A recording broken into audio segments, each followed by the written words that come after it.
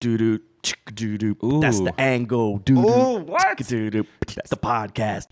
Boom, boom, boom. Yo, trying to pass to Jamie? Oh yeah, no, that's all for me, bro. Damn, yo, yeah, right, dude.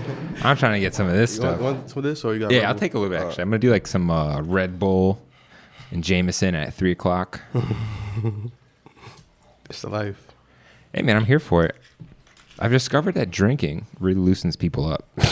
I mean, yeah, definitely. That's probably the reason why people do it, right? You know, I keep finding like the more I drink on this show, the more fun I have. So it's fine with me. So like, it's not a every show thing to like have like a bottle there just to drink. I mean, just to like, You know, if I was like a better guest, I'd always have alcohol on hand. You know, like I have like some wine, some liquor available. Yeah. So wine is probably a vibe for like a podcast, right? Wine is good too. Wine, liquor, it's both good to me. Yeah. I'm here for it all. But yeah, the alcohol is great, man. Yeah. You know? I mean, shit. I'm a DJ, so I definitely know that. Do you drink a lot while is that a big part? Do you drink a lot? You get drunk all the time?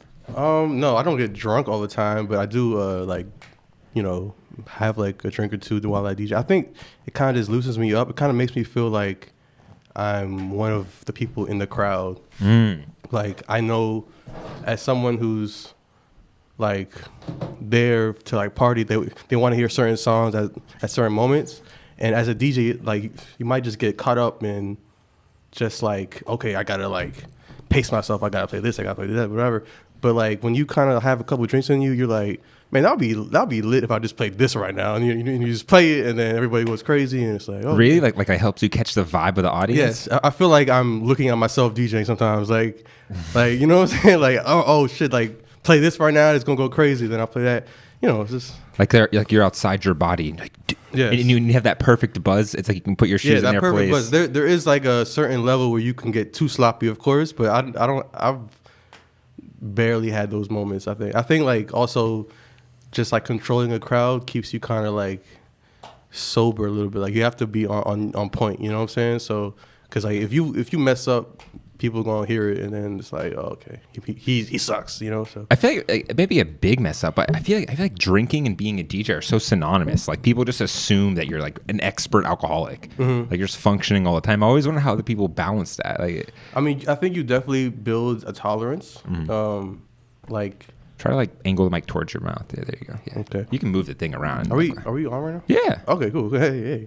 I think you definitely like learn like a tolerance, I guess. You kind of like know your boundaries and stuff when it comes to drinking, but yeah, man. I mean, I'm not a alcoholic, so we're good. No, I feel you, because there's something about just having like a little buzz. You can channel the right emotion. Be like, oh shit, I'm gonna play this throwback or something, and they're gonna go crazy. And definitely it helps getting on the mic, because I don't usually like get on the mic when I DJ. I'm all like, I'm gonna let the music speak for itself. But like when you have a couple things in you, the shots in you, whatever, like you do want to like be vocal about what you're doing right now. What do you say? Like what kind of stuff will you get on and say? Man, I mean, it kind of depends on the vibe. Something maybe towards like the song that I'm playing, like sing along, if you know the words, whatever, and then let the beat drop or whatever, or maybe just like point out something in the crowd. Or I mean, yo, girl with the big old titty. Like, yeah. I don't know if you actually practice. Yeah, but I mean, like just like something to make the crowd kind of just engaged and just interactive a little bit, stuff like that. Yeah, I thought it was pretty interesting. They talked about controlling the crowd, because I feel like as a DJ, it's like a pressure you don't feel until you're in that position of having to control a crowd and be the soundtrack to their night. Yeah. Like I think as somebody that just goes to parties and stuff, you might not understand like the art of it or whatever, but like definitely like it's a really like powerful feeling, like just to like know like each song you play and each direction you take really just kind of changes the mood in the whole party, and it could make somebody have like the best night of their life. You know what I'm saying? Yeah. Just because you played this one song, they're like, oh my God, this is the song that I've been trying to hear at a party setting for so long. And, they might see somebody, of the opposite sex or whatever, and they're like, we connect on this song. And then it's like, that's their song that they get married to or something. You know what I'm saying? Like, it's just crazy. Yeah, dude, that's so true. It's like you play that one niche song and it can just make someone feel so comfortable and at home, and just like, oh man, like you really kind of just bring it. Like you have to like bring the the inner like animal out of people with like Yeah. your music. Like how do you unlock them? Yeah. I think my best moments in DJing has been when I've played something out of the ordinary more than I've played like the hit record, you know? Like 100%. Like, I mean, it's easy to play the hits. And like I feel like DJs, you should give the crowd what they want, which a lot of time is like, you know, the hit songs that they love. But when you can find that happy space where it's like you start playing records that they didn't expect, or like something just like a cool sound that they might not be hip to or something. I mean, all right, some crowds are different than others because some, you know, just want to hear the mainstream. They want to hear what they know, and if they hear anything that they don't know, it's like. Is that dependent on what venue you're at or what state you're at? How does that differ? Probably venue and party, and you know, like the bottle service clubs, you kind of have to stick to the script for the most part. Like there are times when you can kind of go left field. But like parties that like I do now mostly are like open format and like maybe a little hipster, I guess. Like you know? The Adobo events. Adobo. And like my party is Everything Nice. Okay. Where like we play like everything nice, basically. Like just everything that you would want to hear at a party and stuff that you wouldn't even expect. And that's your event? That's my event, yeah. Dude, that's epic. Yeah, I started that a couple years ago. Is it always at the same spot? No. So all right. So I started in 2016. And I started, like, it was first at like Velvet Lounge, you know that spot? Yeah, of course I've heard of Velvet. Yeah, Velvet's like that. But that's like a lounge. That's like a real DC lounge. Like honestly, I was just happy to have my own party and to have my own residency. So I was like, that's kind of like Velvet is like a staple in DC. It's just for like, you know, like what's it called? Dive bars, you know? And yeah. So like I was there for like maybe like almost a year, I guess. And it was just like whatever, I guess. And then I took a little bit of time off, found a new venue. I went to Big Chief. No. I'm sorry. I went to Red Rocks first. Had a couple events there. It wasn't really my vibe. Went to Big Chief. I like Big Chief, but it was kind of too big. Why didn't you like Red Rocks up on H Street? Yeah. It was just like too spaced out. Like I like parties that are kind of intimate a little bit, you know? Oh, yeah. And like you have like a dance floor, but you have like people on the side eating and mingling and not even paying attention to what's going on. So it's like, why would I throw my party here? You know what I'm saying? Oh, you like the location or the spot has to have a vibe for it to feel conducive. Yeah, like venue to me is very important. Like I never thought about that. Yeah, like from the that sound, just the people that work there, like just like the vibe when you walk in. The like lights if there's lights there, you know, or just the overall ambiance, like it can help so much. Like 100%. That is so important. It'd be so weird because people are trying to dance and you're trying to get them into this mind state, and then right next to them someone's ordering chicken wings. You're just like, God damn it! Like, it just completely breaks your flow. It's just now what I had envisioned for the party, you know. And then like Big Chief was cool. We did that a couple times, but I took a break from Everything Nice for like almost a year, maybe like 9 months or something like that, in 2018, I think, just because I was looking for the right venue. And then 2019, I linked up with some friends because I realized I couldn't do it by myself. I linked up with some really dope graphic designers, Monglin and Lay. Oh, I love Monglin. Yeah, she's awesome. And they were like really, really into the idea of the party anyway. So they like kind of volunteer themselves, like, yo, we can take care of all your graphics and everything. Let's you know what I'm saying? Let's make it work. Yeah, because she was doing all the feel good stuff. Yeah, she was. Yeah. And weren't you playing those events? Yeah. Dude. God, you got me sick. Like it's like you talking about being sick. There we go. Dude, like I've been seeing. It's so crazy to bring them on because like I've been seeing you on flyers for so long. I've been around. Yeah. So it's like so weird to have you on the show for me. Like it's so cool. Like, it's so damn cool. And Mongling's flyers are some of the flyers that I've been seeing you on for years. So yeah. She's the best, I think, in DC, definitely. Oh, she's so talented. So like we linked up, and I needed another DJ just to help out with just the whole music aspect of it and everything. And it was just natural. My man DJ Bo, he's like a really, really good friend of mine and just like a great DJ. He's like awesome. So, and we have like the same vibe, and like a lot of our sets kind of have like the same vibe. So I thought it just makes sense. So we first had our party at Umaya, which is a spot kind of like downtown, and it was cool, but it still wasn't what I wanted. And then we luckily got Marvin, which is like a staple in DC, and we kind of just redid it. We were like, you know what? Instead of doing a night party, let's do a day party. Less like pressure, I guess, of like having a night party. Let's just have a day party. Like Marvin, serves food and everything like that, which is cool. But they have a deck where you can have more of a chill vibe, and then they have the inside space where it can be like more of a party. Yeah, and they do have a good kind of breakup of the rooms there. Yeah, and they bring a crowd. I mean, it's not really hard to like promote there. Like they bring out a lot of like beautiful people. So yeah, they do. It's always very packed too. Yeah, people come there to turn up. Yeah. So we, I think it was last April, we started to do the day parties there, and it's been and like we just went off. Like the main thing about Everything Nice is always going to be the music and then the branding, and we have like I feel like the music is always going to be on point, and then the branding we just find new ways of just doing fun things with that. Yeah, the branding is so important. Like, and by branding, it's almost like you're saying flyer design. Yeah, flyer design. Like if the flyer does not look sick, no one wants to go. It helps. Like I'm sure there's been many parties in the world that didn't have a flyer that rocked. You know what I'm saying? But I think just for our party, it's like we gotta just have the artistic eye for it. You know what I'm saying? Like we like really pay attention to detail. Yeah. With like just like small things. Like this summer we had a theme, and it was basically taking brands and kind of flipping them into Everything Nice. Like we took I see what you're saying. We took like bubblegum and flipped it into like Everything Nice theme, and we like had bubblegum for like people out in the party with like that's fun. Blue bubbles and stuff. We That's had like sick. balloons, stuff like that. We had like a Pop-Tart theme, which was really crazy.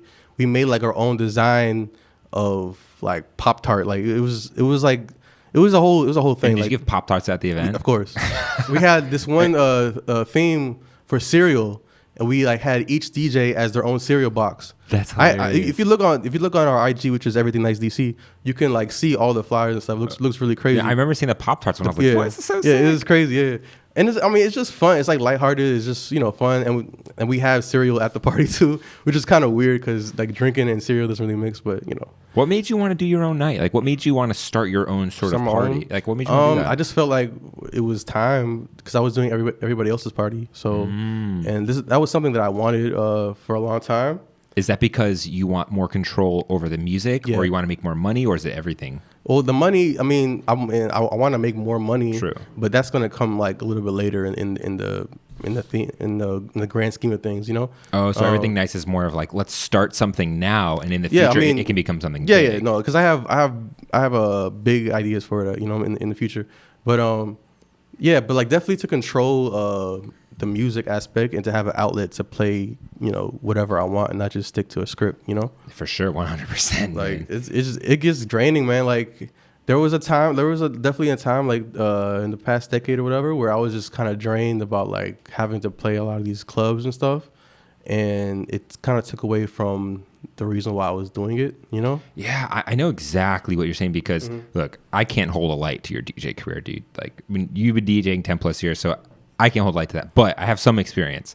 And with that experience, it's like you're expected to play certain songs in certain venues. And, and it's like you're a DJ. You're literally like a scientist of music. Like you are like a whole season ahead of trends from what the public, if not a whole year from what the public's going to hear. Yeah. So when you have to go to these venues and play, whatever's on the radio, then just, especially these, it's like, it can be so draining on you. It's draining. And then like sometimes like I'll even forget to like play certain records that have been out just because I'm tired of them myself. So it's like me as like a DJ and like just as a person, I'll be like, yo, I don't want to hear like Rihanna Cake right now. Like it's like mad old and it's like whatever. But it's like there'll be girls or people that request that, and I'm like, oh god damn, like like I don't want to play this right now. But I mean, I've come a long way though, because early on in my career, I started like 2010. And I was super backpack mode. Like I was not playing any mainstream music. If you come to me talking about playing Drake, I'm gonna slap you. I mean, actually, like back then Drake was kind of cool though. But I mean, he's whatever. Drake will always be cool and not cool at the same time. Like he will always be like like a good record to play and also the record you don't want to play. I feel like. I mean, respect. But so like I was like super on my backpack mode. Like I was playing only 90s music. I was doing hip hop shows. I was like just all that, and then I started to get into like the party scene a little bit, And when I realized those records weren't working at the party scene, I was like, okay, you can either go this way or that way. And I decided, you know what, Why'd you get into the party scene?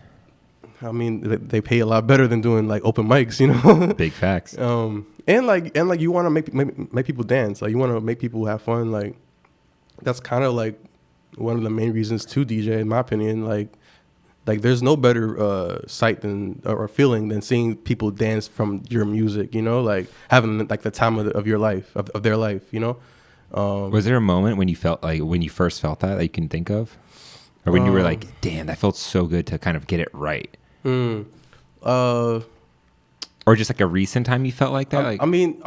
Yeah. There's times like I think back when I was first doing clubs, like my first like real club residency was at Capital. I don't think they're still going on right now, but yeah, like I used to do like Fridays there, and to just like do that and to see like everybody just have the time of their life was like really crazy. And like I mean, there's always gonna be moments like even like recently when I'm just DJing, I'm just like, yo, like this is like I can't believe I'm still doing it. Like this is fucking lit, you know? Yeah, I mean, dude, you've been doing it for 10 plus years. Yeah, like I think 2010 is gonna be the 10th year, so it's been a decade. I started like thinking about DJing 2008. It took me like 2 years to just like fuck it and do it. Why? Because you just had like better music taste or something? I mean, all right. So, so like 2008, I was in school. I went to Morgan State University in Baltimore, and like while I was there, I was partying, whatever, and I would just end up like going to clubs and going to parties and just listening to the DJ the whole time. Like, yo, like this is like crazy, but what I'm hearing right now, and I would like predict what he's gonna do next and like all that stuff. And then like I kind of got obsessed like with music and DJing and like just like the whole art of it. And like for those 2 years, like if you were like were my friend, I was gonna talk to you about music or DJing all the time. Like that was the only thing I wanted to like talk about. And it was like to the point where I was like in school and kind of like depressed. Like I was like, yo, like I don't want to be in class right now. I was in school as a psych major. Oh wow. So because like at first I wanted to be like a guidance counselor for like high school and stuff like that. But then I realized like I love music too much to not do something with it. It sounds like you figured out, you had that feeling that you found what you actually wanted to do. Yeah. It was definitely during like college around that time. And then 2010, this is like I have a whole story, but let's go, man. like 2010, I moved into like this on-campus apartment, and my roommate was a DJ. Oh, so like that just told me right there. I was like, "Yo, this is it." Like, was he like a legit DJ? Or he was like a bullshit DJ? No. He was good. Like he didn't have like vinyl records and all that stuff.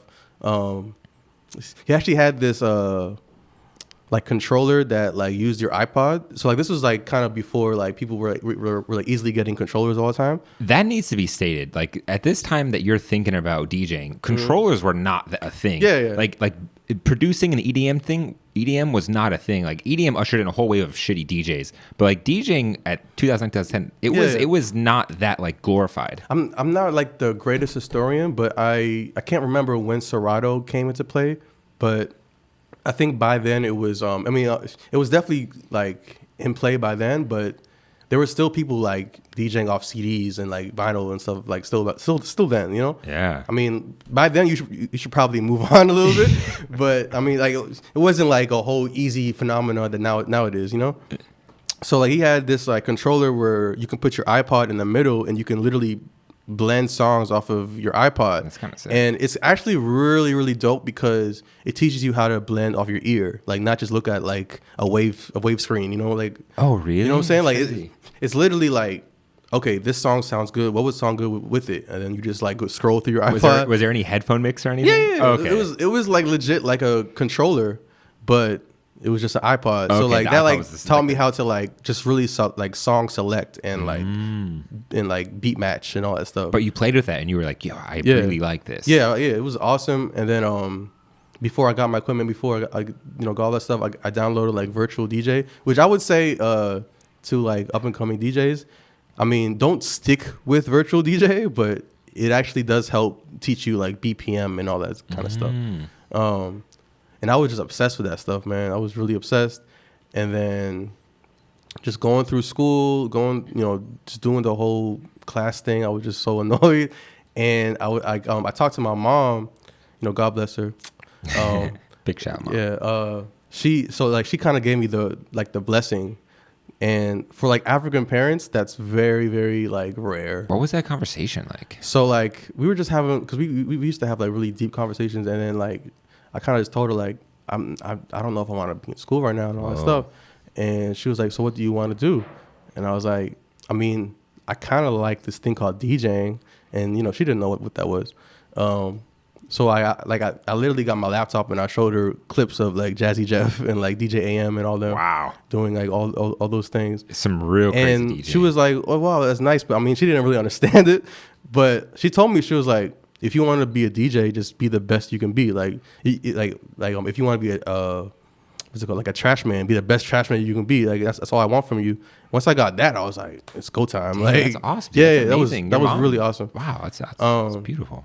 So after that, for my 21st birthday that year, all my cousins and like close family friends, they surprised me with money to get turntables. No way. Yeah, like my whole family was like on it. Like they were like, yo, like just, what I'm saying, just like do it. They knew that you really wanted to. Yeah, I was obsessed. Like I was a little like really obsessed with it. So that summer, like I just locked myself in the basement. Learn everything. Probably did like a cookout or two or something like that. Just like small stuff. Yeah, it's like, where do you start when you get that first thing? Like even getting the blessing, dude, that's so amazing, because most parents, you're literally in college paying to be there, and who knows? I don't know if she was paying or not, because somebody said, are you trying to like drink off camera or something, bro? We can see you drinking on camera. What are you trying to like? This is apple juice, guys. Yeah. But dude, that's amazing that your mom gave that blessing, because I feel like most parents' situation would be like, what the fuck are you doing? You're going to school right now, wasting your goddamn money, and you want to play music on the weekends. But your mom's like, yo, just be the best you can be. Like, No, that was amazing, and I still graduated. I got my degree, so that was for them. You know what I'm saying? Like I just want, but like after I graduated, I did not sign one application. I did not do anything. I just was DJing. Wow, must have been like a lot of pressure. How did you navigate those early days? Like what was that like? How did you start getting gigs? Like what was? Were you even called K Meta at that time? Yeah, I was always K Meta. Oh wow. So K Meta is a nickname from my actual name, which is Kale Metaferia. So K Meta. So that's just like been like just something I've had. Khalid? Caleb, which is like the Ethiopian way to pronounce it. I'm trying to get more into my Ethiopian pronunciation nowadays, because in school I was Caleb from like K to like college. I was just Caleb. Yeah. But now that I'm like grown and like my own man and shit, I want to just be like my own. Either I'm Caleb or I'm K Meta. Like, you know what I'm saying? Yeah. But hell yeah, that's what, hey man, respect, dude. Like, I'm gonna be like, yo, you guys say Bruce. Yeah. Nah, no one say that. No. But like honestly, for like a lot of first generation, like just like immigrants, whatever, like that's like a real problem. Like I know girls, I know people that like their name is Sarah, but people call them Sarah, or like Hannah. Yeah, that's so but people call them true. Hannah, you know what I'm saying? And like you kind of like just kind of like let it go after a while, because like it's hard to like correct everybody for like every single day, you know what I'm saying? That'd be exhausting. Yeah, it's exhausting, but like there's like a lot of people nowadays that are like, you know what, this is my name and this is how I say it, and then you know what I'm saying, respect it. So I mean, I put more respect on that than changing to fit someone's like shitty I was just grammar. like it probably happened like early, like first grade or some shit. I was just like, you know what, fuck it, my name is Caleb. Damn. Yeah, and then it's funny because like I'll have like moments where like my school friends will meet like my cousins or like my family, and then one person saying Caleb, one person saying Caleb, and it's just like, who's who? Like, what's up? So like, yeah. But anyway, you're talking about the early days, like you're like like when you first got those turntables and you were getting into, like, what was that like? Yeah. So I mean, so like I was still in school, so I was doing the school thing and DJing like on the weekends and stuff like that, like in DC. So like I was, you know what I'm saying? And then like once I graduated, I kind of like set myself up to be okay. Like I had enough connections to like, you know, get some money. I had like a side job. I had like a restaurant job, so I wasn't like, you know, broke or whatever. I mean, you know, kind of broke. Yeah, you're taking care of your pockets. Yeah, I mean, you're living, but you do what you gotta do. Right. And like what else? Like I was just like doing hip hop shows and stuff. Then I graduated kind of to like doing parties.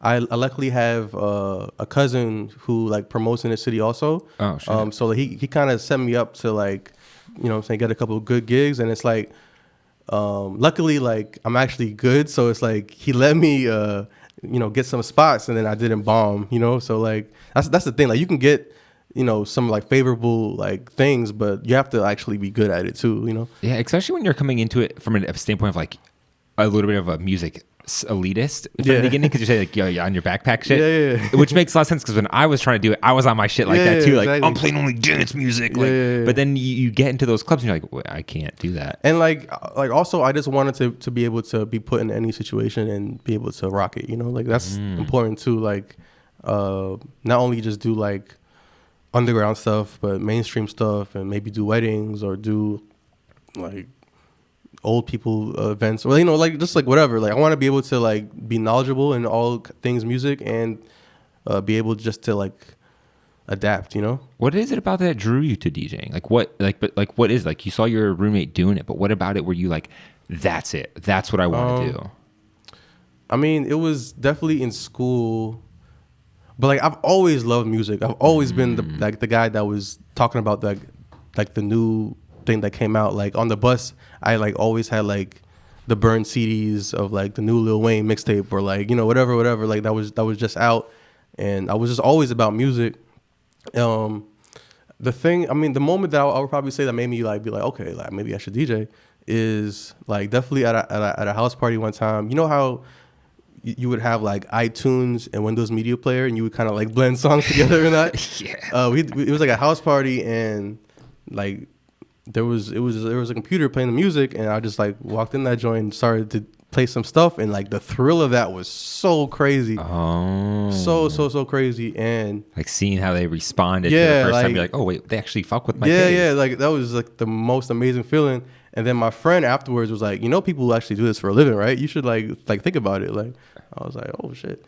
So that was probably like the first moment. That was the first moment I was like, okay, maybe I should do this. And then like I was so thorough, like I was so like obsessed with it that I just like researched like the history of DJing, and I was just like looking up videos and all that stuff. And I was just really, really, really into it. So yeah, like I was like obsessed, definitely. And I don't want to put words in your mouth, but it seems to me like it was a way to just share music. Like you found a way because you loved it so much that you're like, yo, how can I share this? Yeah, it's kind of like, happening and people fuck with it. Yeah, sharing music and just doing something in the music's like field, because like I can't sing. Like I rap sometimes when I'm drunk, but that's it. Like, but like yeah, I mean, you know what I'm saying? Like that was my way that was my outlet. Yeah, that's really interesting. So how did you transfer from being like, like getting your turntables and being the DJ and start getting in the club scene? Because I feel like it's got to be pretty intimidating to go from being like a bedroom DJ to playing these nightclubs that people wait an hour in. They pay a $30 cover. Right, it's like what was it's just experience, man. It's just like what's the saying called, like fight or flight? Like it's kind of like just get into that room and do your best. And if you think that you're good at it, or like if they think that you're good at it, like then you're good at it. You know what I'm saying? It's just kind of experience, man. Like nothing beats experience. Like you can practice all you want, but once you have to DJ for other people, like that's the main way to like get better. It's a whole different animal when you're actually up on a raised platform in front of everyone. Especially like some of these clubs that like have you elevated and like you're like the star of the whole thing. Like, do you like that? Do you like that attention? I mean, I don't really like attention like that. I would like people to know who's DJing, but like I'm not like look at me, like this is the show of K Meta and da da da. But I mean, as you get older though, you start to expect more out of certain things. Like I don't want to go to like a club and just DJ and nobody know who it was and that was it. You know what I'm saying? I do want people to know who's rocking right now, but I'm not like gonna stop the music and to be like, yo, this is me and that's who I am, and like I hate that. Some people might. No, I mean of course, and it works for them too, but yeah, that's just not my style, You just play like a clip, DJ K Meta. Is that what you do? Like, I mean, yeah, I'll do a drop, I'll do whatever, and then you know, I might, you know, get a mic and say who I am, but like I'm not gonna like stop the music or anything. You know what I'm saying? I mean, I don't know. Who knows? Some part of me hates the face forward culture of DJing music. Oh, you mean like? How everyone faces a DJ.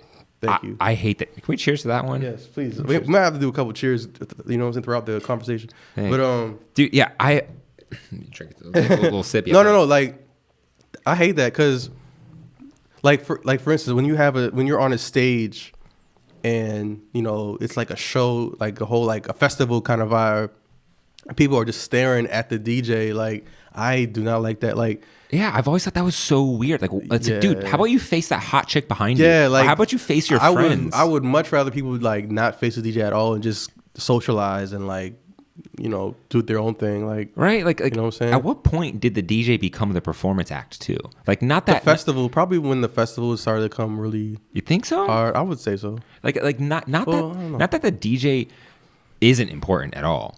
But I think there's a difference between someone spinning and like a performer. Yeah. And in the audience is like now in this mindset where they're like, well, no matter what happens, if we're just gonna face the DJ because it's like weird. It's what you do, and it's like weird. Like if you're if you're like a rapper or a singer, I would want people to face you. Like you would want people to look at you, and you know what I'm saying? I would think so because like if you're singing and people are like turning the other way, that's kind of weird. Yeah, that'd be weird. But like a DJ is to like bring people together. You know what I'm saying? Not to like look at me, you know? Yeah, like at a house party, no one's really facing the DJ. Yeah. Which is why. Imagine a house party where people just stare at you the whole time. Like, I would want to leave at that moment. Like, it's like, hey, you want to go listen to some music and just stare at the guy? Yeah, that's weird. You want to go stare at the guy playing But people music? do like to, like, you know, if you are DJing and like the DJ booth is like, you know, on the same level as like the dance floor and people can like easily walk to the DJ. Like there are a lot of times when people just come and want to just look at what you're doing, like because it could be fascinating to like a lot of people. Like, but that's different. That's cool. Yeah, like people. That's cool. Even with that, I'd be like, all right, you know what I'm saying? Oh yeah, yeah, chill the fuck out. Yeah. Like, I mean, it's cool to you know to look and everything, but sometimes you're just like, okay, let me just work because like. Just that like feeling of people looking at you can sometimes like you start to have like that dude who like just started DJing. He's just like hawking you down or like, something. Oh my god, I've had like many times where that happens, but yeah, it's just kind of annoying. You're like, bro, please get out of my bubble. See this bubble, like get the like a bubble is very important in my opinion. Like you need to have just that space. If I wanted to do a cartwheel right now, I should not be able to kick anybody. You know what I'm saying? Like I need my space in this booth to just do my thing. And you can look at me on the other side of the booth or whatever you want to do. But yeah, you know. Dude, how do we fix it? Like how do you fix forward facing culture? Like did EDM fuck that up for everyone? All of a sudden everyone feels like they need to face a DJ? Because even when I'm at dance music shows, I make an effort to not face the fucking DJ. I'm like, I don't want to look at you. I want to look at these hot half naked girls. EDM might have started that. I think EDM it's such a because like EDM is such a big show and it's like big room music and everything that they just want to see it. They just want to look at the person doing it. You know what I'm saying? And they have like the light show, and the DJ probably produced half the records. And the DJ standing up on the table, clapping his hands, like he's in the Jesus pose. Yeah. You know? Yeah, like I don't know, but I mean, how do we end it? How do we end forward facing culture?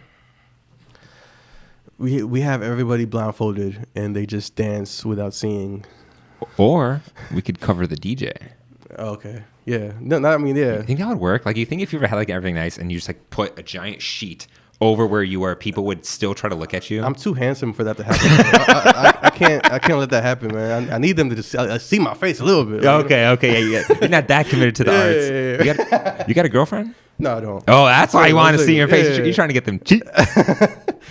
Yes, sir. Hey. Okay, but yeah. So I mean, honestly, like it's not that big of a deal as far as like the front facing thing, but you would like people to like socialize and have fun. Yeah, I know. I feel it's like you always picture that scene from The Matrix. Yeah, you know exactly what I'm talking about. What scene? Sorry. I'm pretty sure it's. When they all just look at the person like that, like what's that? No. Oh wow, that might be the feeling. But I was actually thinking of like the underground rave they have. Okay. In the basement, it's like all sweaty and shit. Yeah, you hear like the drum and bass music. Yeah, like you want stuff to feel like party. What's that movie called? Project X. Yeah. I think we've all been chasing that feeling. I'm on the pursuit of that's what that movie makes you think of. Took it down. Exactly. Oh my god, why did I just do that? I'm so stupid. Can you pass that Jameson over here? No, yeah, that was something. That's something that I just never understood. So like, can we talk about that? What's the groupie situation for DJ K-Meta? The groupie situation? The groupie situation. I mean, it's cool. I mean, I'm not like searching for groupies. I'm not, I let everything come to me in life, Yeah, but does it happen? Like, is that like a frequent thing? Can you mind passing a ginger, bro? Where like girls wait up after you? Oh my god, I loved your transition. I mean, honestly, to be honest, like people think that DJs get all the groupies and stuff. Yeah, we're like literally working the entire time, and by the time like the night is over, they're all gone. Like they all like found somebody else, or they all like went somewhere else. You know what I'm saying? So it's like, I mean, there's good nights, of course, as in like every occupation, I guess. Yeah, you're like, wow, you made it to 2 a.m. Holy shit. Yeah. But yeah, I mean, it's cool. It's cool. Everything's straight though. I mean, I was just curious. I mean, you're pretty big deal. I'm sure some girls probably thinking like, all right, if I just latch onto this guy, I can probably get into all the best clubs for free. Me and my girls. You know what? They a lot of girls will do that to get into clubs for free, or to hear their song at that moment. You know what I'm saying? I'm like, you don't love me for me. You just love me for my music, man. What's going on? But how mad are you at that though? How mad are you really mad at? I'm not mad at anything. About to say, I wouldn't. I'm chilling. I was like, oh, this hot girl wants to use me to get into the club. Makes me look better. That's fine. I mean, there is definitely a look to DJing and stuff that you want. You know what I'm saying? You don't want to be the guy that's just like mad lonely and shit. You know what I'm saying? Or whatever. You know what I'm saying? Like, I mean, like there is a look to it, but I mean, I don't really focus on anything like that. I just kind of do my job, and if anything happens, it happens. You think DJing's lonely? Yeah, it could be lonely for some people. Not yeah, for you, or? No, I have my lonely times definitely. Me but too, man. Yeah. I mean, because real lonely too. Because you're working weekend nights. You are usually by yourself in the booth, or I mean, you might have people in the booth too, but like you're just kind of like putting all this work, and then at the end of the night, it's like, okay, now what? Like kind of like whatever, and then it's like it's over. Yeah, it's over. Like. And like you're like definitely working during like date nights, you know what I'm saying? Like Friday night, Saturday night when people are off work. That's when you're at work, you know what I'm saying? So that kind of sucks sometimes, but do you find that? I mean, I'm sure that gets in the way of your dating life. Yeah. Or even just like friendship life. Yeah, friendship life, family, just like chilling with family. I've missed a lot of like family nights and stuff because of DJing. That's a sacrifice, though. But that's a sacrifice. Yeah, to like it is what it is. It's being able to do what you do. It's like it comes with the territory of just the nightlife and all that stuff. Just like like working at night. Yeah, I mean, how many people get to like work 2 or 3 nights a week and be good? Yeah. I mean, is that true? What do you mean? Like, do you work mostly just Fridays and Saturdays, and the rest of the week you're just good? No. I mean, I work during the week also sometimes. Like, I think some seasons are better than others. Like summertime, you can like maybe book like 8 times a week or some shit like that. Like, yeah, you can get a lot of stuff going on because like there's like day parties and all that stuff. And then like wintertime is usually the slower season. Like January, February, usually the slower seasons. For everyone. Yeah. So, but I mean, there's ways of getting around it. You know what I'm saying? And I've like one of my goals for this year was actually to DJ less. Like to DJ less, but like demand more, I guess. Like do better parties and ask for more money and everything. I see what you're saying. But like, just to DJ less, to like make way for just like life, like just like more like time for family and like relationships and friends and all that stuff. So yeah, like you've grinded it, like you've done that grind. So now you're established, and it's like, okay, I can like chill a little bit. I'm at a point where I can be selective, and like you don't want to like DJ every night and spread yourself too thin. Like I want to start looking at myself as like more of an artist. Like if I'm DJing every single night, it's like why would they come to like my party this night if they can just see me the next night, or like that's big what I'm saying? That's big facts. So like you want to just kind of be like to the point where it's like, oh shoot, like K-Meta's spinning here, like I want to come there because I haven't heard him spin in a while or whatever.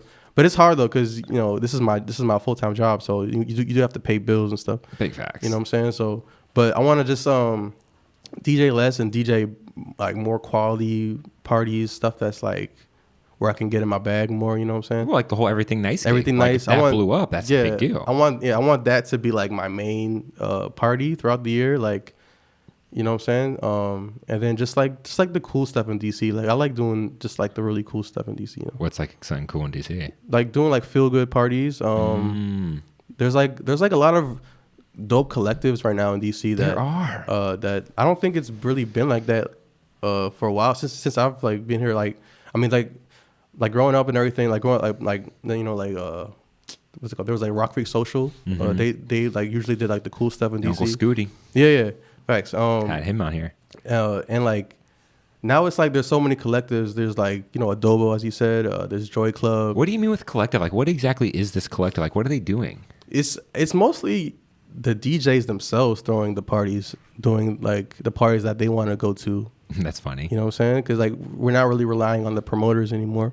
Really? You know, like yeah. Because I mean, the promoters, they're mostly focused on people spending money or just like, you know, all that stuff, and it's not really about the music and like the overall experience and stuff. Yeah, they're just trying to get girls in the door. Yeah, and guys spending money. You know what I'm saying? So like, yeah, like there's like a lot of collectives that are really really dope that are pushing the culture forward, I guess. And I want to do, you know, mostly those type of parties. I'll still do like the bottle service stuff every once in a while. Like why not? But yeah, the collectives, like some of the ones that come to mind, like Adobo, Gurla, yeah, Rock Creek Social. yeah, like Joy Club is cool. I mean, there's so many. I'm gonna forget a lot. It seems like these collectives are like taking the control back of the night. Like like you said, they're no longer worrying about the promoter. They're like, yo, we've got our own brand. Yeah. Why don't we just create our own night because we have all the same connects? Is that what it is? Like I don't know. I mean, like all these collectives have done all the parties, all the, you know, clubs and all that stuff, and they've realized this is not what they want. So it's like we all kind of realize like let's just do our own things. You know what I'm saying? I mean, there's something to promote. If I can just promote it real quick, Dude, please. What's up? What's good? Yeah. So what's coming so this up? Saturday we have a For the Culture party at the Kennedy Center, actually. Ooh. With Everything Nice, Joy Club, Gurla, and Adobo.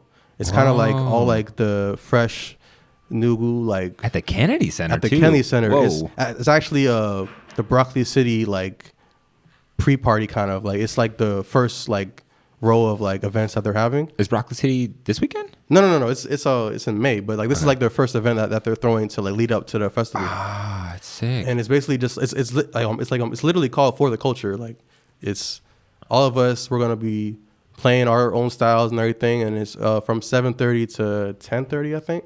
That's it? Yeah, it's like kind of like a pre-game party. Is it free? It's not free. It's $15. Okay. You can go online. Everything Nice DC has a link to it. You can. Okay, now I gotta go. Shit, yeah, it's gonna be lit. That sounds great. Now I really want to go. I didn't have any plans Saturday. Now I have a reason to ask out this girl I have a crush on. I'm like, yeah, you wanna come through? Came in as guest on the guest list. Hey. I got you, bro. I was really reaching on that one. I got you. But because you said that, I'm gonna put this podcast out before Saturday now. Cool. I'm gonna try and turn it on really fast. Okay, that's because that way people can like listen to the drop. But since we're talking about it, are there any like reoccurring parties that you have? Like how often is Everything Nice? Is that yeah? So Everything Nice is usually a monthly day party, but we've been gone on a hiatus from the day parties because it's cold right now. People don't want to do that. Fuck. So we have this new spinoff called Nice Night at Flash, which is like one of my favorite venues in the city. That's surprising to me. That's a dance venue for EDM music. Yo, and like I've been trying to get Flash for like over a year, and luckily they like I think this past year of just killing the branding and music scene with Everything Nice. They saw that and they were like, we would like something like you to here. I think they're trying to like rebrand a little bit, not just be so EDM uns type. Not vibe. Be so gay club and EDM. Yeah. Sorry, I'll say it for you. So I'm pretty sure they want to add more like fresh flavor to it, you know. So it's interesting that you have to kind of like run for a position. Like, can we come in? Can we come in? What are they thinking? Like they're thinking that you. Like finally, your brand looks good enough for you to bring a crowd. Like, what is it? I'm not sure what they exactly were thinking, but when I met with them, they definitely liked our branding and our overall style. So they thought it would be a good fit. And I mean, I love Flash just because the sound and the lights. Oh my god, the it's vibe, a DJ's like dream to like have a venue like that as your own. You know what I'm saying? It's dark. The sound's amazing. It's awesome, man. Like, so well controlled. The rooms are set up so nicely for. Oh, yeah, I mean, as a DJ, like it's just like the perfect. And I wanted to find a good alternate from the day party because the day party is mad fun, but it's also like, you know, it's more of like a laid back chill. Like it's outside, it's an inside and outside, and it's a very like summertime vibe, you know. So this is more of like a high energy dance party. Like we're gonna get all the records off. Like it's gonna be fun. Oh, so you could throw those real big bangers. Yeah, bangers, like the real like bass heavy and, you know, house music and all that stuff. That like real you know grimy shit. Yeah, like the shit that you can't play at some of these club venues. Exactly. That's what I want. And we're kind of picky with like who we select as like guest DJs and stuff. So okay, so you have like a roster. Okay. Yeah, so like I want like whoever we grab to have, you know, do like a guest set. Like I want them to like do them and like just like have fun with it, man. Don't like feel like you have to play these select songs just because it's 1:30 at night or something. You know what I'm saying? Like, oh yeah. Like have fun with it. Take them back. Take them to the future. Like, you know, just like have fun with it. So our first debut of Nice Night is February 9th. That's on a Sunday. Okay. It's me, DJ Bo, of course, and then we have guest DJs Farrah Fawcett and Matthias from Throwing Shade. Right. Another collective that's really awesome. That's killing it right now. Throwing Shade. I'm very familiar with Farrah Fawcett. Yeah. So like, and like they like rock. They like they like know all types of music. They can definitely take it to that level that I want. You know what I'm saying? So that's our first event. Hopefully, you know, we'll have like more coming up. I want to book like really dope DJs for like Nice Night. Like Nice Night is when I want to like get international. And that's the Flash Club one is Nice Night. That's so, honestly, I'm so surprised that they're even doing that. Like a place. Me too, man. like a place that is so stereotypically like a gay club and a dance club. Not that I have a problem with that, but that's just what it's known for in the city. Like, and they're trying to do that. I'm like, oh, thank God, because I've been hoping for just different stuff there. I think we've all been hoping for that. And like Trilectro, you know, did like Vices over there. For a while. It's like they had like a Thursday party that was like I think every month or so.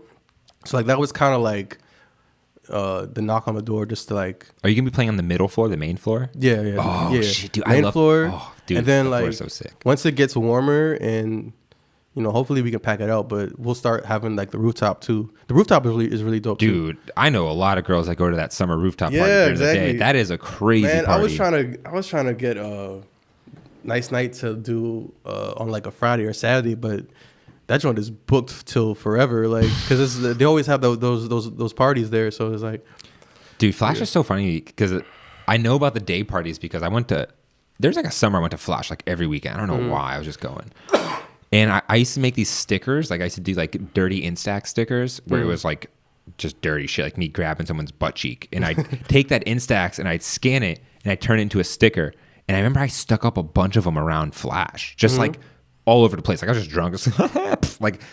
So it's still there, you think, or? Oh no, it's still there. Like when you're walking down the stairs, you can see it. It's like me grabbing an ass. I'm pretty sure. I gotta check it out. So this girl took a photo of it and sent it to me. She's like, "Oh my God, it's your sticker," because it says at the Bruce Allen on it. Yeah. I'm like, "Oh shit!" I'm like, "What are you doing there? It's fucking 4:00 at Flash." Like, what? She's like, "Oh, it's a sick day party." Nah. Long story short, the girl that was in those dirty Instax stickers found out that she was the girl in those dirty Instax stickers I was putting around because her friend, like, she like recognized her thigh. Like I was like, I never thought you'd go to Flash, let alone recognize that photo, let alone even notice it. Right. That's my crazy Flash story. That's crazy. Yeah. So she was really pissed. Is she like talking to you now, or? Yeah, we're cool now. We're cool now. Yeah, we're cool now. You know, she was like, yeah, man. She's a crazy Flash story. Flash, I'm like excited to have crazy Flash stories because I feel like this could be something that could like pop off for real. I think so too. I mean, that's something I definitely want to go to. Yeah, and like I think DC needs more like alternative party vibes. That's not like, I mean, that has more people of color. You know what I'm saying? Like they all like. I feel like it's a lot of the same stuff. Even when it's not the same, it's still the same. You know what I'm saying? What do you mean the same stuff? Like there'll be parties that people throw that like you know what I'm saying, we're not the regular party, we're like, you know, different, and then it's like you get there and it's kind of like the same shit. Like the same same crowd, same the music same crowd, selection? same music, the same vibe, staying around, look at each other, you know what I'm saying, all that stuff. And like for me, it's like I went to like New York recently, and I was DJing at like Everyday People and stuff like that, and that's like my favorite party in the world for real. Like they're like, What is that? I never heard of it. Everyday People is a party that started in New York. How long have they been around? Like more than 10 years, I think. And it's like literal magic. Like it's black magic. Like it's like you just go there and it's always packed, and it's always beautiful women, beautiful people in general, and it's like the music is like so. It just, there's no boundaries. You know what I'm saying? There's no boundaries to it. Oh yeah, it sounds a lot better. And like You can move the mic to where you want it. You don't gotta like move to the mic. You can like twist it. You just gotta be a little rough with it. okay, Make it your little beat. we're good. Yeah, just like Yeah. yeah. So like, Ooh, damn. wow. Damn. Right.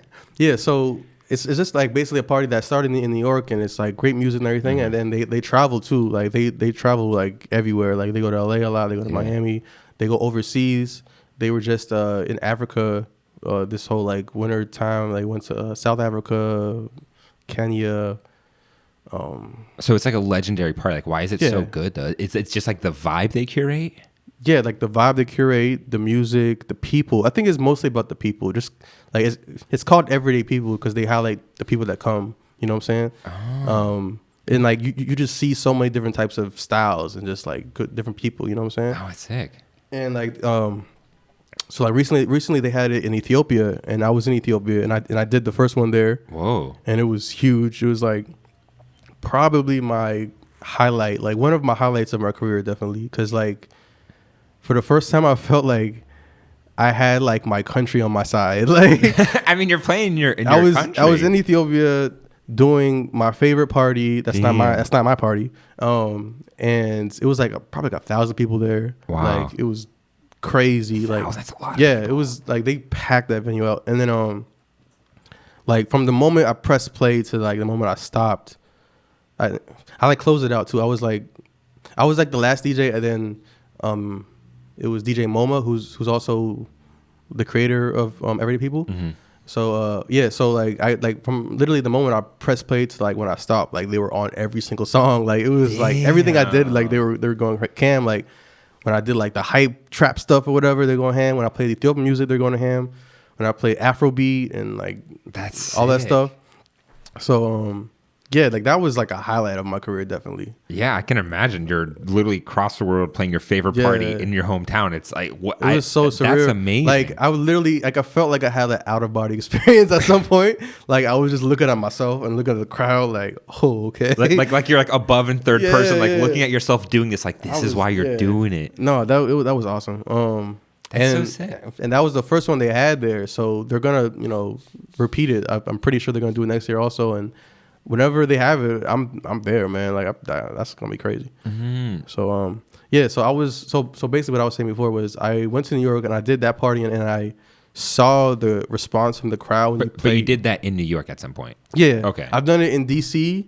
because they brought it to D.C. one time, and then I did it in New York a couple times, and just like seeing the crowd really dance and like respond to like really cool music was just awesome. And I'm like, DC does not have that right now. Like, where can I get this vibe? You know what I'm saying? So like it's alternative, or it's just eclectic, or it's just, like eclectic. It's free, I think eclectic is probably a free, pro black, pro African. Like it's just very like it's just dope, man. It's just dope. It's welcoming. You know what I'm saying?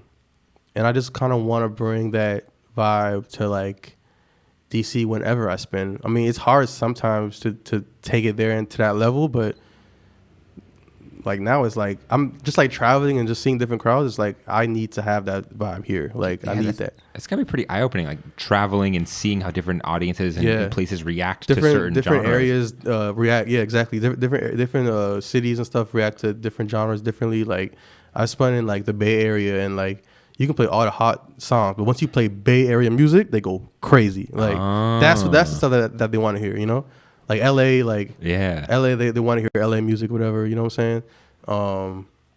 I played in like Atlanta, like I mean, definitely like wherever you go, if you play their music, they're gonna go crazier. Of course. But it's just like, it's just dope to just see what works and what doesn't. Where was I? I was somewhere. I was I was in Miami, I think, and I played like soca music, and they were going crazy. Oh shit. And that's just like stuff like that. It's just like, it just feels good, like I want to like be able to go anywhere and be able to like touch the people like where they want to hear that certain sound, you know what I'm saying? Or even something that they didn't know they wanted to hear. Yeah. Like if you're in a place and they love reggaeton, they probably will like soca, or they probably like Afro house, or they probably like that what is it? It's like some Nigerian music. It's like boom, boom, boom, boom, boom. Oh yeah. What, I don't know what genres, but I just know the beat. I mean, like Afrobeat is definitely popping right now. And then there's like this new genre that I've been trying to like play a lot of out here that it's called Amapiano, which is South African. It's like it's not as fast as like house music. So house music is probably like what, like 125, 128, whatever. Yeah, it's like 120, 128, yeah. Yeah, something like that. It's like more like 114. Like it's a little bit down tempo. It's almost a little like bit. moombah tone. It's like a faster moombah tone pace, but it's not moombah tone. But it's is it like, that beat I was just doing? That boom, boom, boom, I mean, so I think that's more like moombah tone, right? No, it's always like the kick drum. Yeah. I know what you mean. Yeah. I don't even. I don't know, but I feel like I know what you're talking about. Yeah. But like, I mean, it's like it's just a groove. It's like a jazzy, housey groove. Ooh.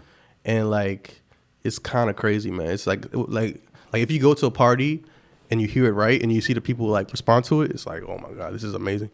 I think what's that makes sense. Like it's like how the women respond to it. Yes. Like the women like that shit. I mean, when I DJ, 90% of the time I'm DJing for the women. Like I want to see them like respond first. You know what I'm saying? Because if you play for the women first, the men will get excited. They might spend more money, or who knows, whatever. And it's just a better party when the women are dancing. Dude, can you break this down? Like how you approach DJing to women? I'm so curious. Like, is this like a thought? Like you're like, okay, women love this. Yeah. track. No, okay. So, all right. So I'll give you a breakdown of when I'm gonna like get on the set and like, you know what I'm saying? Yeah. So like, all right. So let's say that the party's going on is almost 12 o'clock and I have to go on. So I'll listen to what the other DJ is playing, and depending on the vibe, I might stick with what they're doing, or I might just switch it up and just do a different route. So like, let's say like a lot of times, like it's kind of funny. A lot of times right before you go on, the other DJ goes ham. Like they just play all the hits, or like they just kind of like, you know what I'm saying? Cause they just want to get it off before they leave, or they want to maybe show the next DJ, yo, I got this or whatever. Which is bad opener etiquette. Yeah. I could do a whole story about that too. Yeah. But so I'll like check it around, and then like a lot of times the opening DJ will be like kind of aggressive towards like the end of the set. So I might just go straight for the women. Like I might start off with Beyonce, or like start off with like reggae or something where it's like they just start whining. They just start like feeling the beat a little bit more. You know what I'm saying? So I'll just do that.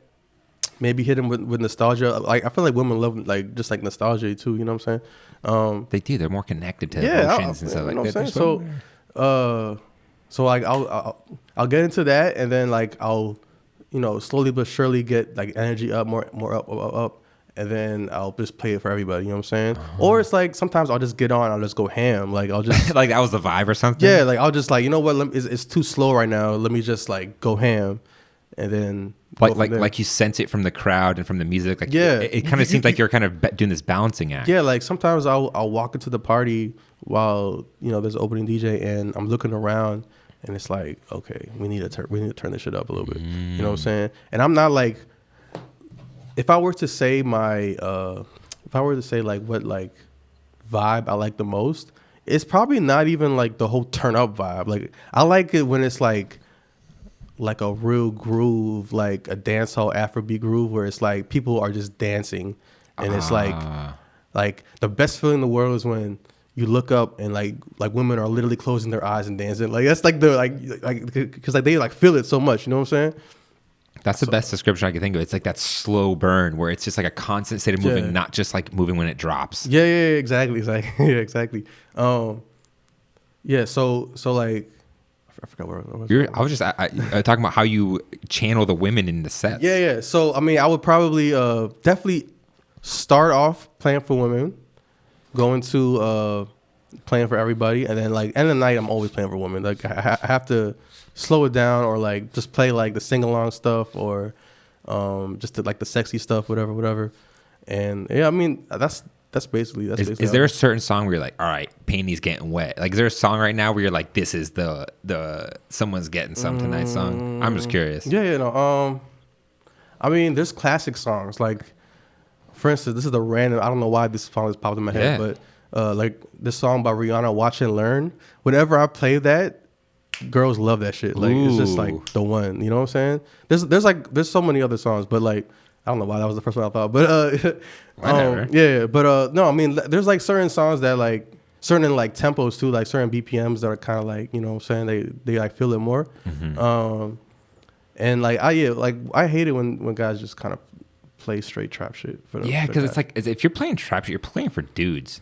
Like I mean, but like girls do like trap music. They it's just do. like it's just you can't like kill their ears with it, you know. It seems like a balancing act. Like you don't want to play. You don't want to like play like a bunch of NLE Choppa all set. Like you want to, like, you know what I'm saying? Like, oh god, like you know what I'm saying? Like it's tight, but girls don't it's fuck energy. with It's that. energy. Like everything is energy. Like you can have high energy, you can have low energy, and it's like it's just how you do it. Just how you finesse it, I guess. It seems like you've been keen on it. Like you've always kind of had like the knack for it. That might be where my psych major came in, because like reading the crowd is like it's all like you know what I'm saying, like what's it called, like body control and all that stuff. I mean not body control, body language. Just like I feel like that whole thing is very important with DJing. There's like a lot of sixth sense kind of vibe when you DJ. Like you have to just kind of know like okay, there's literally a feeling you get when you play a song and it doesn't work. Ooh, like you could feel the energy. The energy just drops down. Like a lot of people don't feel that energy. I'm just like you don't see what's going on right now. Like switch out of it. You know what I'm saying? No, you're so right. There is this like energy exchange that's constantly happening. It happens. Like I've had sets where every song was hitting, and then it's like one song is like kind of drops, and it's like I just gotta get out of it. You know, so I gotta figure out a way to like get out of it cleanly, because you can't just like just get out of it real quick. I mean, like you could, but you have to figure out a way. Yeah, you can't just cut, right? The right song. You know what I'm saying? Because like you can just cut out of it, but it has to be the right moment, the right song. Maybe like after in the song somebody says something. Sorry, Yeah, you like go right into another song that says the same thing. Like I don't know. I'm giving a very random example. No. But these are DJ techniques that you build up over time, because you listen to so many songs that you have these like, which I can slightly relate to because I had the experience. But like you build these connections of songs, and like it's like weird neural network where you like this song triggers that song, and you kind of know these like combinations of songs that really work well. Yeah. It's DJing is like a puzzle, definitely. Yeah. Like people don't get that. People don't understand how much of like of an art it really is. But like one tip I always have that like a lot of other DJs do too is you have to kind of think like 2-3 songs ahead. Don't just play a song blindly without realizing what you're gonna put next to it. I always kind of think like, all right, I'm gonna play this song, and then after that I'll play this one, because it's gonna just sound good. Or like you might play the song and they fuck with it so hard that you might play it longer than you were expecting, or I see what you're saying. Or you might want to keep that same artist on. Like, let's say I play Lauryn Hill, that thing, right? And the girls are loving it. They're singing along. Everything's going great. I didn't expect it to go this hard. You know what I'm saying? I'm like, okay, let me keep the Lauryn Hill vibe and play like Killing Me Softly. You know what I'm saying? Sing like, it's like, you know what I'm saying? Like. But that's because you felt like you felt that from the crowd, and you're like, oh damn, like everyone's fucking with this. Let me just another one and kind of ride that. Yeah. It's just a feeling, man. There's like the technical aspect of DJing, and then there's just like that feeling you shouldn't actually have, I guess. Yeah, but unless you're A-track, then the technical aspect seems like it's so much less than the actual kind of vibe aspect. Or am I wrong? Until you hear a DJ that doesn't know how to mix at all, like that's such a blower. Because like I've heard DJs that have great song selections. Like you play this song, hell yeah, but it was just brought in so horribly that literally like people start dancing. and then you play the next song, they have to like stop and just like catch the beat and then start dancing again. You know what I'm saying? Oh, like they have to like reset their. Yeah, like they don't know like that's the musical worst structure thing. and stuff. And like you've been to a party, maybe you're dancing with a girl, and it's like a great dance, like you just vibing, and it's like yeah, and then it's like the DJ switched the song, and then you have to like, and then like she like leaves or like, Oh my you know what I'm God, saying? yeah, Because like it's oh like my fuck, you God. just messed up the whole vibe. Bro, that is. I bet everyone listening to this right now can relate to that. Where you're grinding with some girl, Yeah. you've got like a half chub. You're trying so hard to keep that thing down. You're having a good ass time. You're like, yeah. All of a sudden, he switches the record out of nowhere, and the and girl's it's just a like, bad vibe. she's like, I gotta pee. Like, or she's like, Yeah. I gotta get a drink. And you're just Yeah. like, God damn it! And you look at the DJ, and you're like, fuck you. You're like, I will literally look in the crowd, especially when I'm doing like my dance hall set or whatever, where like it's promoting grinding. I will literally look in the crowd and see if any dudes are getting it right now, and I'm like, if I see it, I'm like, all right, I'm gonna hold this on a little bit longer just so you can get it off. My man. You know what I'm saying? Like I will literally look in the crowd just because like DJing is alley ooping for real. Like you want to alley oop as many great moments as you can. Has someone ever been like, okay, Meta, I got laid because of you last night? I've had that happen. No way, really? Yeah. What? Yeah, man. Someone's like, yo, your song selection like just put her in the mood, and I've seen it happen like where like they were dancing and then like literally the girl would just what I'm saying, like what's it called, like grab the guy's hand and like go away, like just like leave out the club. Like damn, I'm like yes, you're like slam dunk. Have like a scoreboard behind you. Yeah. Got a little hair right there. Yeah, man. Dude, that's so sick. It's awesome, man. I love it. I mean, I've always been so fascinated. I've always felt like DJs never got enough respect, and the culture has just been so interesting because I've always paid attention to it. It's like I've just been watching it since like 09, 010. I've just been paying attention to the culture, but mostly from the EDM side. Right.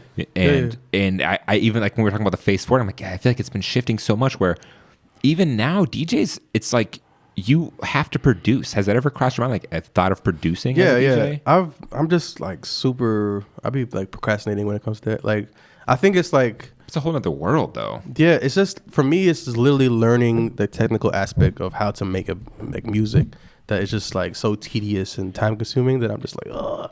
But I mean, I would love to like make remixes to like songs or make my own beats.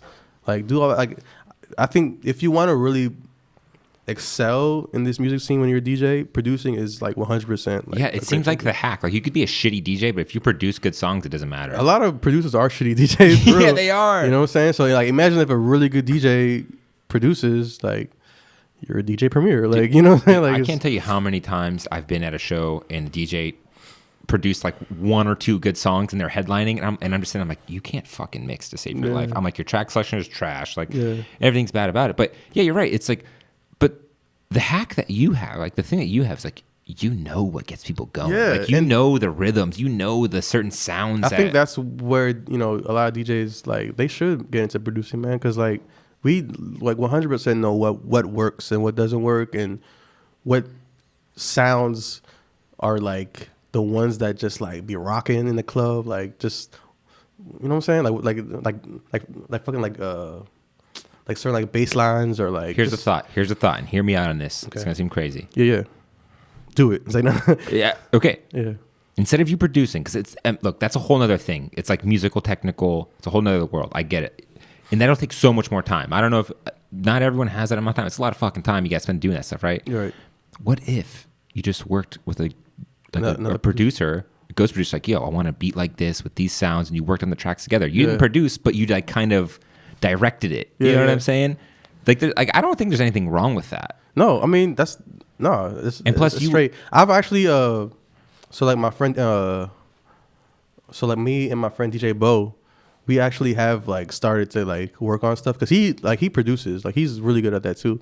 So like I had like ideas of like sampling like old Ethiopian jazz records, Dude, and making them into like trap or like Afrobeat or whatever. And like we've literally been in the crib just like experimented on my shit before. It's just about like being locked in and doing it over and over and over. That's all it is. Like, I mean, honestly, like I really am trying to get into it. I just need to just do it. yeah, because you mentioned you're trying to be seen as more of an artist. Yeah, and like being an artist is having your own art. So I think that would help me out a lot, definitely. Because in a way, it changes the dynamic, right? Like if all of a sudden you're a DJ K Meta who has original productions that people know are hype, You know, it's like all of a sudden you kind of get that weird artist pass. Yeah. Where it's like, oh, now they're looking at me for a reason. Right. Like, now they're expecting me to drop this song. Like, Right. Yeah, that must be an amazing feeling if you have a song that you produce that is like a hit. oh my God. And like can you everybody's imagine? waiting for that moment when you drop it.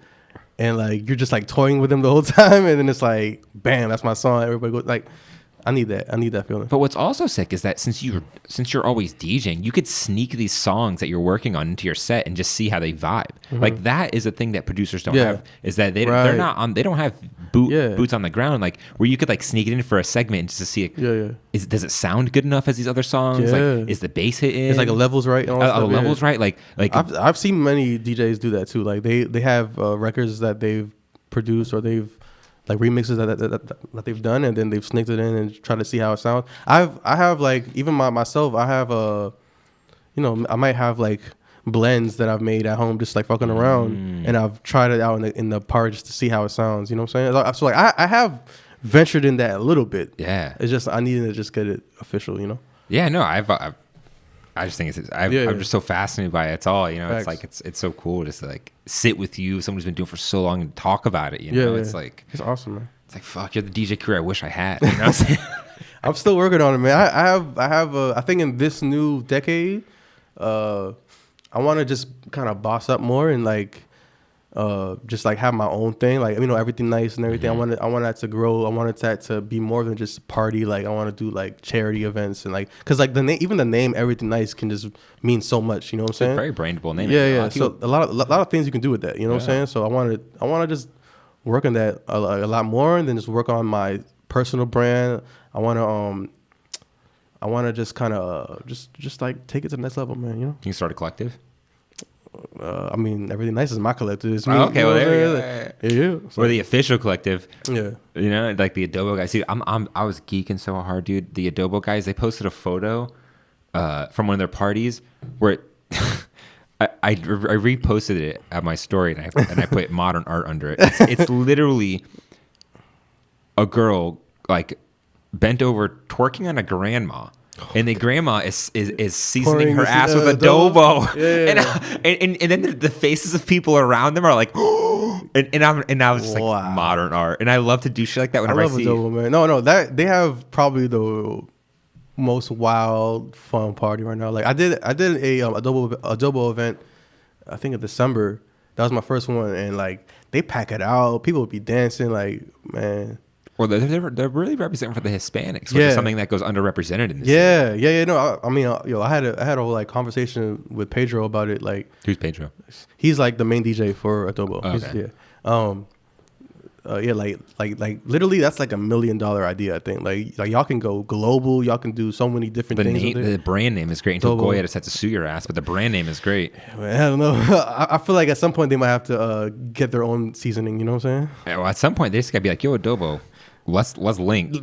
That would be that's probably what should happen. That's the best case scenario, I think, for everyone. 100%. But yeah, like they have a great like thing going on, definitely, man. Yeah, but like I said, it's a whole collective thing, which I think is very interesting. Like I think that's worth thinking about because it's like it's a whole new wave of approaching how people enjoy the night out. Because as making these weird parallels, it's like the parallel between that and the parallel between that I see with the visual art scene is that everyone's trying to create their own party now, which I think is so cool. Yeah, you know, like in the visual arts, we're taking it back from the galleries the same way you're taking it back from the promoter.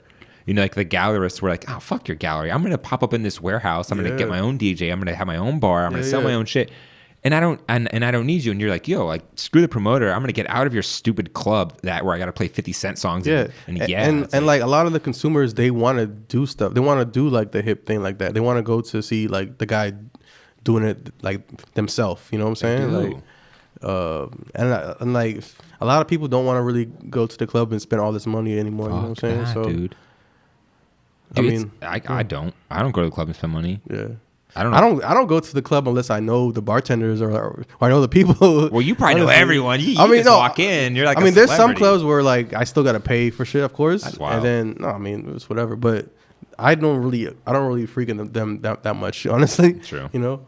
So yeah. Yeah, I can imagine you're kind of like fuck the club when you get home. Oh hell no, man! If I have an off night, I am not going to the club. I might go to like a couple like a bar that I fuck with, you know, but I'm probably trying to chill. Like I'm probably not trying to go anywhere. You know. Well, it's like That's me. it's like a parallel, right? Like you're the life of the party, but then on a Monday you're back home, just like what's up? Yeah. So it's an interesting balance. It's so a night and day. Yeah, I mean, literally, like, like, Yeah, literally. definitely, like, I mean, but I like it though because I feel like I can take it easy, you know, through the week if possible, and then on the weekends I'll always know that it's gonna be a fun time. It's like my job is like this is my like I can't even believe it that I make people dance for a living. You know what I'm saying? So like. Yeah, right, that's wild. Your Man, job is to play music. Like, isn't that crazy in some degree? Like Every day I think about it, I'm like, yo, wow, this is crazy right now. We live in a town where the world's decisions are made, and people go to work every day with so much fucking stress, staring at the clock, and here we are. We're like creatives in this weird people structured are city. always going to want to party, like, no matter what. Mm-hmm. Like, even on Sunday when Kobe died, rest in peace. Oh, yeah. I had to even DJ that night, and I'm like, wow. I was literally looking around like, are y'all serious right now? Like, why are y'all here right now? This is a sad moment. Like, I don't even want to be here right now. Dude, it's so crazy that it's that big of an event where it's like, why are you even outside? Yeah, like how are y'all How are you asking for Meg Thee Stallion right now? Like at a time like this, like, like I don't want to do this right now, bro. I've never seen a crazier death in my life as far as like how much publicity and how much love someone has shown. I think it's number one. I mean, I'm 30 years old, so I'm sure there was stuff in the past that was more crazier, but like right now, like that was the craziest thing ever, man. Dude, in my lifetime, I'm almost 30 as well. I'm 29. Yeah. My lifetime, I have never seen one person's death. I'm not gonna. I hate to make comparisons, but more people showed him love than Nipsey Hussle. Yeah, because Nipsey was so tough too, but like Kobe affected people longer, and he was just more worldwide. He was sports. Sports is different. Yeah, sports is way different.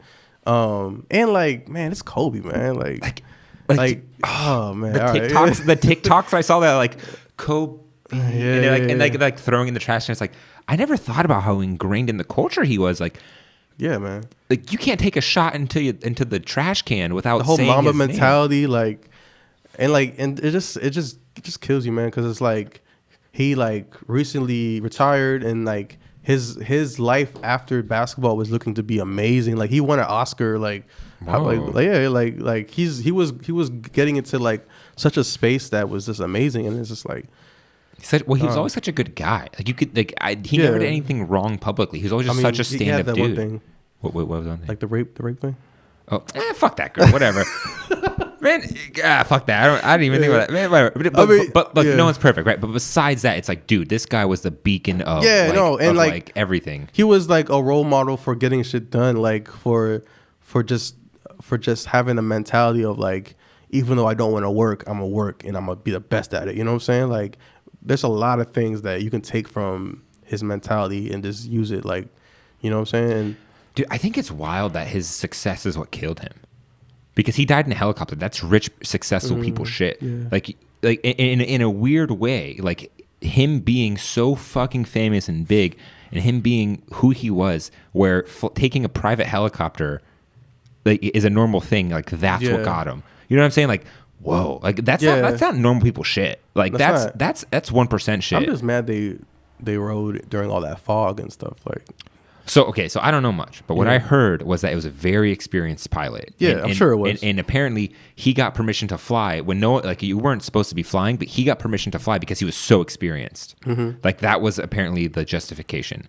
But then I also saw somewhere today that there was no mountain or like terrain detection system. Like he was that good where he was probably flying this like bare bones plane. Yeah. And because of that, he's human. He fucked up. Right. And unfortunately, when you fuck up in a helicopter, it means death. Like there is no like crash landing. It's just crash explosion, which is crazy about helicopters and shit. Yo, I'll tell you one thing. I'm never going on a fucking helicopter, man. Yeah, helicopter stocks are done. No one is going on helicopters anymore. Done. It is done for that shit, man. But I'm not gonna lie. In New York, it's easier to get. You can do Uber helicopter in New York. I heard something about that. It's easier to get around New York on a helicopter. I mean, I understand why you would go on a helicopter in like LA and stuff. Like traffic is crazy. You know what I'm saying? It makes takes sense. a lot of. It's probably way quicker than doing anything else. I'm good though. Yeah, right. I'll walk. Fuck that shit, man. Yeah. Dude, so like when you look at are we good on time, by the way? We got on time? Do you have like a certain time you gotta get on? I'm chilling. Okay. So when you look at like the DJ landscape in DC, do you put yourself at the top? Like whether you like it or not, like are you like My friends do. My friend, if you talk to my friends, they will gas me up all the time. Yeah. I mean, I'm not gonna put myself at the top. I mean, I'm humble anyway. You know what I'm saying? I think I am one of the most what's the word, like diverse DJs. Like I can do a lot of different type of things. But I mean, there's like other DJs that I think are more experienced. And like for instance, like I'm gonna always say Jerome Baker is probably the best because really he's been doing it for the longest, for like so consistent, doing all the top parties and stuff. And when you hear him, like I've never heard a bad set. Like he's just always gonna be super solid. You know what I'm saying? is that kind of like the guy you look up to? Yeah, I mean, well, like so, I mean, like definitely, like when I first started DJing, he was definitely one of the DJs that I looked up to. I think one of my biggest mentors was DJ Alizé. He's huge too. Yeah, he's the man. Yeah, like he's the man. Like I've looked up to him. In general, you know, like Jazzy Jeff is my favorite DJ. I just like DJs that have been consistent for a long period of time. Like I look at that as like motivation. You know what I'm saying? To like be consistent for a long period of time. Even if you think yourself that you might have fell off, you still are getting booked. You know what I'm saying? Like I've had moments where like, damn, I'm not DJing tonight. I'm falling off. You know what I'm saying? Oh yeah. And it's like it's not really falling off. It's just sometimes there's like a roller coaster with shit. You know what I'm saying? Like you're trying to stay relevant or something. Like Relevant, is that what it that's is? the word. Yeah. Like I respect DJs that have been relevant for a while. I mean, I don't want to like list a bunch of DJ names because I'm gonna forget a lot of people. No. But I see what you're saying. You've already said like it's like the consistency and the dedication is like is always the most respectful. Professionalism. You know what I'm saying? Showing up on time. Showing up with like all the right equipment that you need. Like I've had DJs show up without like USBs or like without cords and like they gotta borrow my shit and now I'm like all unprofessional. Yeah, like shit like that. Like being professional about it. Have you met these dudes like Alizé? Yeah. I mean, Alizé is like a big bro. Like he's the guy who told me to what equipment to get when I first got my stuff. Whoa.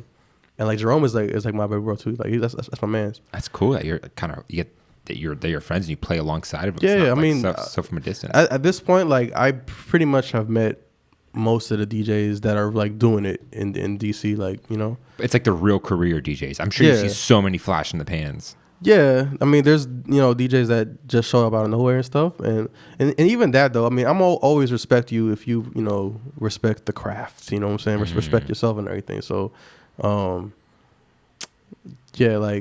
mean, and like low key, DC has like great DJs, man. You think so? I've been around to a lot of different places, and I don't know what it is, but DC like breeds really good DJs. Like I think it's because even like location wise, we're not like the South. We're not like total North. Yeah, we're kind of in the middle. We're kind of in the middle, so like you kind of have to like know a lot of different type of lanes to play, and then like there's like a heavy like international crowd too, and then well, this area we pull from so many angles. Yeah, like angle. like DC is a very much black city, so you have to cater to that. But then it's like there's a lot of Hispanics. Yeah. So then you start playing those Hispanic beats, but everyone knows that music. Right, so right. It's like, and then it's north and south. Yeah, there's so many different. Yeah, like there's like so many different lanes, and then like I've heard DC DJs go to like LA and New York and just body it. You know what I'm saying? So like, I think DC definitely top 3. If I want to be like safe with it, I would say top 3 in America, definitely. As far as DJs, like cities. Really? Yeah, wow. I would say so. I mean, I haven't been everywhere, but I've been to most places like New York, LA, Miami, whatever. And yeah, that's so interesting. You would not expect that from the nation's capital. It's like the best city one of the best for music and DJs. Because I would say New York has good DJs too. Philly has good DJs. But